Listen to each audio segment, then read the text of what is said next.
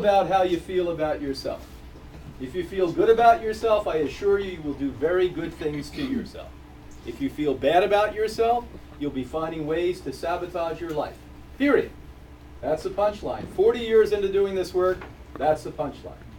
I know people who eat exactly the way I tell them and die anyway. Why? They're not emotionally respectful. They're mimicking what they should be doing on a biochemical basis, but on a emotional, spiritual, psychological basis, they don't have within themselves the self-respect and the love of life that's required. And everyone I've seen, tens and tens and tens of thousands of people recover from disease. We have more people heal disease at Hippocrates than any organization on the planet Earth. And many of these people literally come after they've been told they're going to die. Every one of them have that one thing I've just explained to you. What is that again? Self-respect. If you don't have self-respect, you'll find ways to do it. Even within the confines of a health food movement, there's a lot of things that are not so healthy within health food. Remember that. Everything's compromised now.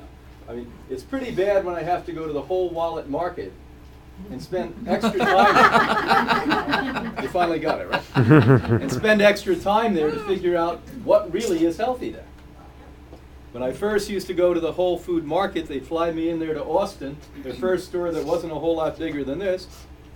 It was 100% vegan. It was 100% organic. And they had us in there because they knew the best diet was a raw, living food vegan diet. Now, what happened? Well, we want to get the masses. We want to get the masses, or I call them the asses. We bring them all in. I'd only say that in the Northeast, remember. California, I'd have to I was out there last week. But they get everyone in there, and I see these yuppies shopping, they don't even care. They walk down, it's like, remember some of you are old enough to remember they had this really fun show on TV where they put you into a supermarket with a basket and you take anything. That's what it looks like, the yuppies at Whole Food Market. They're taking things like this. Nobody even looks at the labels. And I'm sure if you analyze it, in the end, they could have gotten the same thing for a third of the price down the street at the A&P. But organic, this whole organic thing has gone off base. What in the hell is an organic potato chip having to do with health? Tell me. It can cause the same level of cancer. Matter of fact, we do have one enlightened state here in California on the side of organic potato chips and organic cereal. They put it's a carcinogen. Did you know that? Because it is. We've known for a long time. My wife's country first discovered acrylamides. How many of you know what an acrylamide is? When you cook a carbohydrate, even if it's organic, it becomes a deadly cancer causer.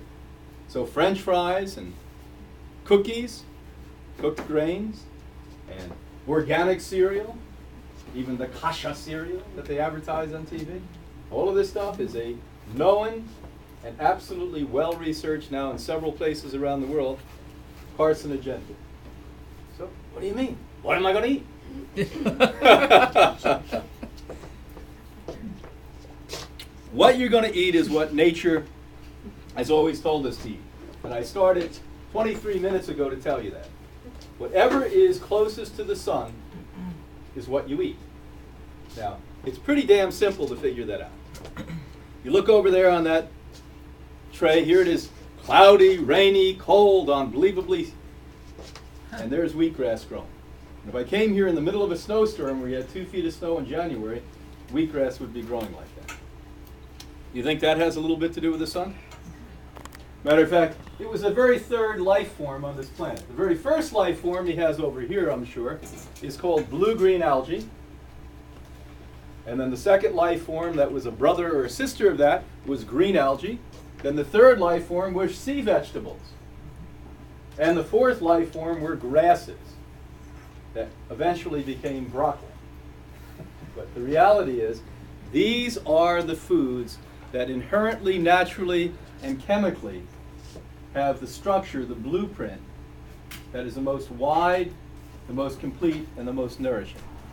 Now, we've been having an opportunity to put hundreds of thousands of people on this diet And they're the core foods that we basically feed people.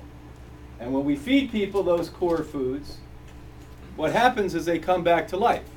The good news is now in 2009, half the people that come to us are not that ill or have minor problems. We have a major group coming now who don't want to age prematurely, don't want to get sick, don't want to get cancer like their mother and father. So they're the people who want to usurp the power out of the pharmaceutical industry. Say, it's not true that literally we have to age and become decrepit and get sick and buy pharmaceutical drugs. We are number one in another area, Americans. We consume the most pharmaceutical drugs in the world. Give yourself a hand. We consume double the amount of any other country in the world. Isn't that great? And it is statistically between 70 and 80% of the population at any given time on some form of pharmaceutical medicine.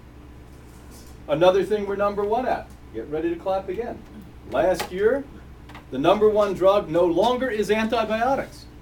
I'll give you a minute to let that permeate. Think about how often they prescribe antibiotics.